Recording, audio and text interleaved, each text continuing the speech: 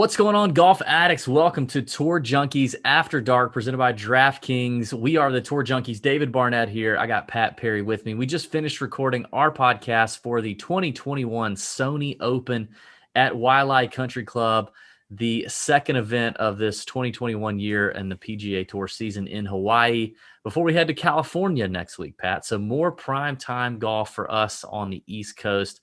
I'm pumped about it. We nearly hit Joaquin Niemann at 40-1 last week. We were both talking him up on our show. I wrote about him. We talked about him on this show.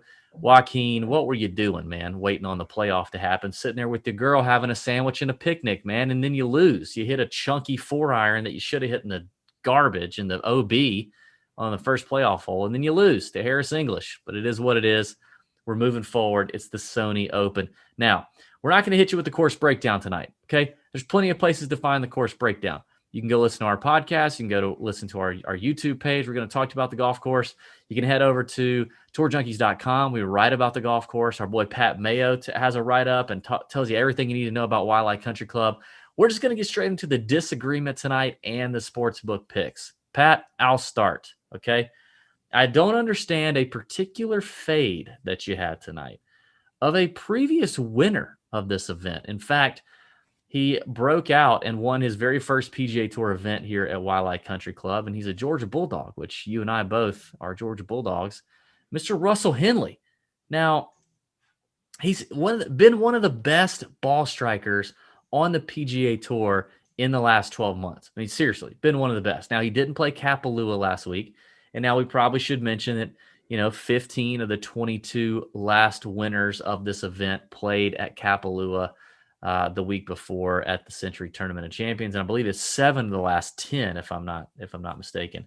So I get that angle, but please tell me why you're not on Russell Henley. Well, I think it really, to be honest, it all comes down to the putting. I think this is a course where you've got to get hot with your putter. We talk about it also being, an approach, course here. You got to check the box here and strokes gained approach, which he does. Russell Henley does all of that. And he's played well if you look at his recent form. But his putting has been absolutely horrific. I mean, he is if you look at his last 6 events, he's lost strokes gained putting on every single one of those events, except for one, and that was the CJ Cup where he finished third. As a matter of fact, he actually lost 5 strokes putting in the Zozo and somehow finished fourth because he was plus 9 strokes gained on approach. But I think this is just, if you look at over time, Russell Henley is a guy that everybody just thinks is a great putter. But the last year or so, he has not really been that good with his putter. And I don't care what surface you're talking about. He's just not been that good. I think he's going to be a little bit too high owned this week. I think people are going to look at that win here. But if you look at his course history over the last 5 years, it's really not, that great for a guy that's, won on this course. I mean, he missed the cut last year, 66 in 2019, missed the cut in 2018. He did have a top 15 in 2017, but then another missed cut in 2016. So 3 of the last 5 years he's played here, he's missed the cut. I just feel like if Henley is high owned, I want to fade him. I just think it's not as good of a course for him as you might think. He's not as good of a putter right now as he was back then. So I'm fine with fading him. I'll give you the course history is shockingly pretty bad given or coming after he won this event in 2013. It's pretty bad. I mean, when you talk about his irons have been good, his irons have been incredible. Over the last 24 rounds, he is number 1 in this field in strokes gained approach. We looked at driving accuracy, total driving. He's number 21st in this field over the last 24 rounds in that. And I get what you're saying about the putter. He is not as good of a putter as a lot of people think he is, or maybe what he used to be. But when I break down this field and I look at the last 36 rounds, if I look at a larger sample size, 36 rounds of putting on Bermuda greens, he's 53rd in the field in strokes gained putting. Now, that's not terrible. That's still almost top third of the field in strokes gained putting on Bermuda. Now, I don't know if I manipulated that a little bit and looked at the last 24 rounds or the last 50 rounds. That number could be worse. I don't know. I haven't looked at it. But my initial model, and I'm not a big model guy, but my initial model looked at strokes gained putting on Bermuda over the last 36. And to be only 53rd, I was kind of surprised. Actually thought that was better than it would have been given Russell Henley's recent performance putting in general. But, I mean, Bermuda is a grass he's familiar with. If you reduce that down to the 24 rounds that last 24 rounds on Bermuda that he's played, is actually 69th in this field. So maybe he is. I think I'm for him. You're against him. We'll see what happens. Put in the comments. Do you think Russell Henley finishes? You think Russell Henley finishes top 20? Yes or no? Top 20 for Russell Henley? Yes or no? Put it in the comments. While you're there, give it a thumbs up here on the video, please, and subscribe to the DraftKings YouTube channel. Pat, what you got? See, here's the thing. And now we're going to talk about two Bulldogs, which is not usual for us to do. But I just don't understand the fade of last week's champ, Harris English. I mean, this is another good course for him. I think he can, we've just seen him so hot in the latter part of 2020. All of a sudden he comes and wins here last week. And yet you talk about on the show, you're going to fade some Harris English coming off of a win, and the fantastic play that he's been, he's shown lately has been incredible.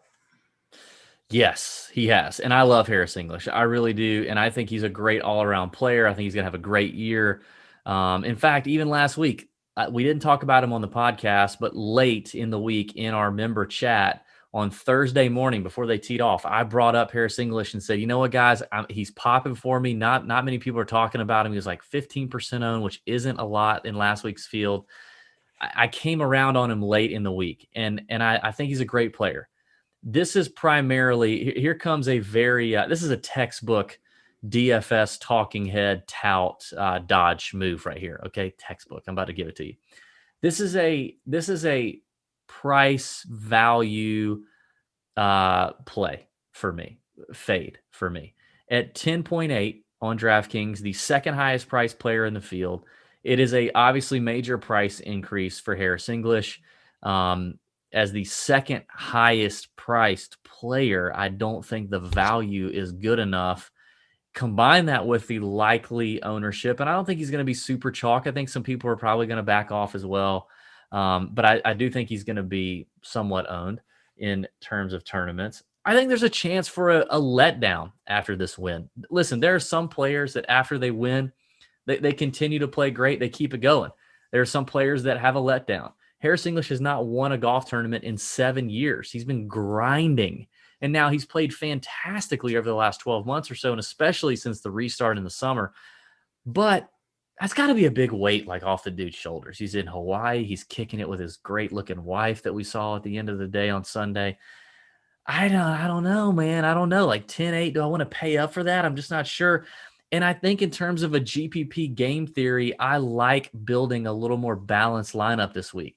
I do. Obviously, studs and duds, balanced is always the big debate. You could go either way. If I'm going to go studs and duds, I think I'll go right up to the top and pay up for Webb Simpson. And I just can't, but I don't like the options in the 6K and the low 7K as much. So I think I'll avoid names up here, and Harris English is one of them. But even if you look at his record here, his last top 10 at Wiley was in 2015. So for his last 4 events here, he's not finished in the top 10, which you need him to finish in the top 10 if he's at 10-8. And even last week, he did it all on the putting green. Now, he wasn't terrible tee to green. He was 13th in the field out of 42 in strokes gained tee to green, but he was number 1 in putting. He literally filled it up all week, which is what he does, and that's fine. But I'm just saying, a little letdown, first win in 7 years, wife and, in Hawaii, like maybe the ball striking, continues to suffer. Maybe he doesn't fill it up as much as he was last week. I think it's a reasonable fade for Harris English. Okay. I mean, you may have convinced me a little bit. I still think I might have a few shares of Harris English. I like him. I like how he's playing. I like his confidence. And so I think that should continue for a while now. And I mean, you mentioned Webb on the show. You like Webb. I like Webb. I would rather play Webb, is what I'm saying. If I'm going to go up top, I'd rather play Webb. All right, let's talk about a little DK Sportsbook, Pat. We've got some outright odds we want to talk through. It's Monday night at the time of recording this, so odds may have changed. offerings that DK has put up may have changed, but we like to talk about outrights here. We're long shots, baby. That's what we like to talk about. But let's start in the shorter range, Pat. Who would be maybe the shortest name catching your eye on the outright betting market? Shortest name catching my eye. I love him in DFS and betting, and that is Sungjae Im. He is at 18.5 Love to it. 1 on the DraftKings Sportsbook. I love that they throw in that 18 Yep. and a half. Thanks for the half hook number. there, DK. Yeah, I love the half there. But so at 18.5 to 1, I think that is a great number there for Sungjae. And then I'll jump all the way up to our boy Kevin Kisner. He's at 33 to 1. I think this is another, this is a great course for him. Always puts well in Bermuda. That's a surface he grew up on. This is a perfect fit for him. He likes the shorter courses, the ball striking courses, where you just, you got to hit these greens. And then if you get hot with a putter, you can contend. That's what Kiz does. That's how he makes his money on tour. And this is a course that fits his game extremely well. And then kind of going closer to the mid-range, I like Zach Johnson at 45 to 1. Another guy. I think this is a good course fit for him. I think that's a good number as well. He's not terribly long off the tee, but you don't have to be here. You got to be strategic off the tee. You got to be great on approach. You got to be a good scrambler. Zach Johnson does all of those things well. And if he could just get hot with the putter too, I think he could certainly contend there. So there you go. Sungjae Im at 18.5 to 1. Kiz at 33 to 1. And Zach Johnson at 45 to 1. 3 I like in the mid to top range. Well, I would back up your Sungjae. He would be as short as I'd go, and I like the value on him a lot. I also like the Kisner play. We talked about him on our podcast extensively. A name that I'm really all over this week is Ryan Palmer, also at 33 to 1. Ryan Palmer, a lot of 4s going on with Ryan Palmer, but I believe there could be a 1 with Ryan Palmer this week. And I mean by a lot of 4s. I mean, he finished 4th place last week at the Sony. Last time he played here, last week of the Century, sorry. Last time he played here, the Sony, last year, he finished 4th. The tournament before last week, guess what? He finished 4th. Ryan Palmer is golfing his ball, is what they would say on the TV. He's hitting it well, a great ball striker, a lot of confidence. He had a good fall, checks the box with his irons, really solid iron player, strokes gain approach play. Love the value at 33 to 1. And that's a good number. That's a longer number that I've seen in other books. So DK Sportsbook giving you a little value there. Now, here's a name that we didn't talk about on our podcast whatsoever. Okay. But I saw the number on DK and it's a value. It's longer than I've seen elsewhere. And that is Brendan Todd at 55 to 1 on DK Sportsbook. If you look at kind of where he's trending from a tee to green putting angle and kind of what he's been doing and what he's done here, Brendan Todd is an interesting name. He finished 21st here last year, finished 13th at the Tournament of Champions just last week, 8th at the OHL Mayakoba back in the fall. Very similar golf course to what we're seeing now for the Sony, very coastal, breezy, grainy Bermuda and Pass Palom. I think Brendan Todd is an interesting name to watch this week. And 55 to 1, like I said, is a little bit longer number than what we've seen. Another name that we didn't really talk a lot about on the show, but I like, is Keegan Bradley. Ooh, wow. Let me throw up in my mouth just a minute. I did not expect that. He's one of those you just kind of click. You just kind of click the button and look away. But Keegan has winning upside. He's an aggressive player. If you look over his last 3 years here, he's trending nicely. 2018 finished 39th. 2019 finished 29th. 2020 finished 12th. Now, we did not get to see him last week at Kapalua because he didn't deserve to be there. But, it is what it is. Keegan checks a lot of boxes. Off the tee to green, fantastic player. Can't putt, worth a okay, horrible putter. But it's one of those tournaments where if Keegan breaks even putting, he'll run away with it if the tee to green game is what it has been, which is pretty good. Top 5 in this field, I would say, ball striking over the last 24 rounds, and 80 to 1 is a big number.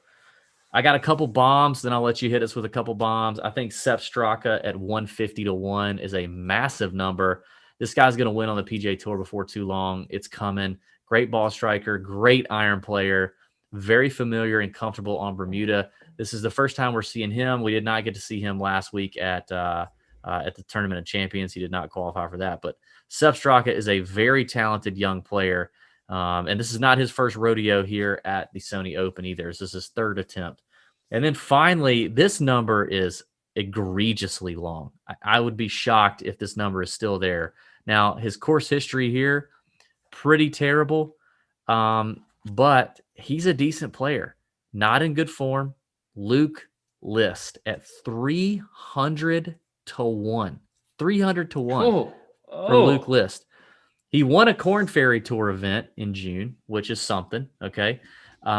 Finished 8th at Punta Cana back in September. After that, really just sucked it up. But I'm just telling you that 300 to 1 is way too long for Luke List. Now, he's played the Sony 5 times. He's missed the cut 4 times, and he finished 13th back in 2017. This is purely a value play. This is a 300 to 1. If you can get him, yeah, it's just a crazy number for a guy like Luke List. I couldn't resist. So there you go.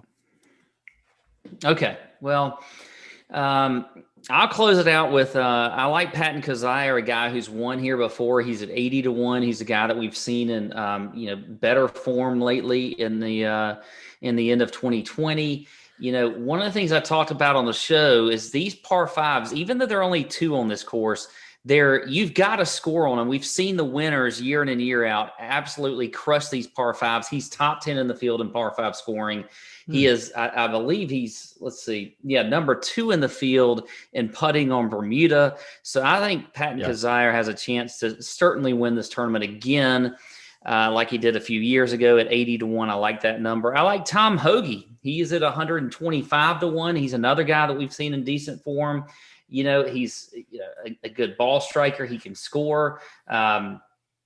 You look at his last few times playing here, he's done pretty well with a 12th place finish last year. And then 2 years ago, he was 3rd place. So, obviously showed that he can contend on this course. So I like Tom Hoge at 125 to 1. And then Doug Gim, a guy I've been beating the drum on. Doug Gim last year. He is at 175 to 1. Just another guy this is a perfect course fit for him. And I like that number. I mean, that's a huge number for a guy that I think can, pop, and he can be a long shot. He could be that long shot this year at the Sony Open that could hit and pop for you. So at 175 to 1, I like Doug Gim. And I'll stop right there. I don't have any 300 to 1. I like it. Shots a handful of top 20s and a couple of them we mentioned. If I'm betting top 20s, I like to bet a little bit longer in the top 20 number. Doug Gim is 6 to 1. I think that's a very good number for him. He could easily top 10 this event. He had a pretty strong fall. He's a good, solid player. I also mentioned Luke List. He's 7.5 to 1. Thanks for the half there as well, DraftKings Sportsbook. So 7.5 to 1 to top 20. And then a few other I'll throw out. Henrik Norlander is 5 to 1. Now, Henrik, we just interviewed on our podcast. You can check it out on YouTube. You can check it out there. We sat down with Henrik Norlander, a great guy. He loves this golf course, loves Waialae. He's got a top 10 here already, a top 20, 5 to 1.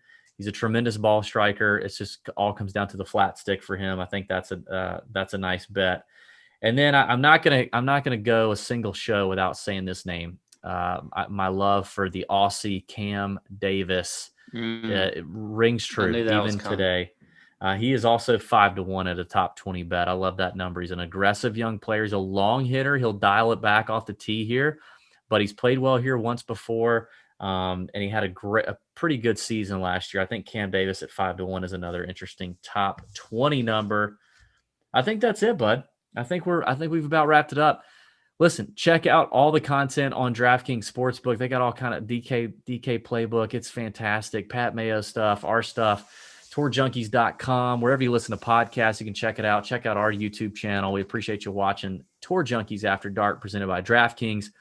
May your screen be green for the 2021 Sony Open from Waialae Country Club. See ya!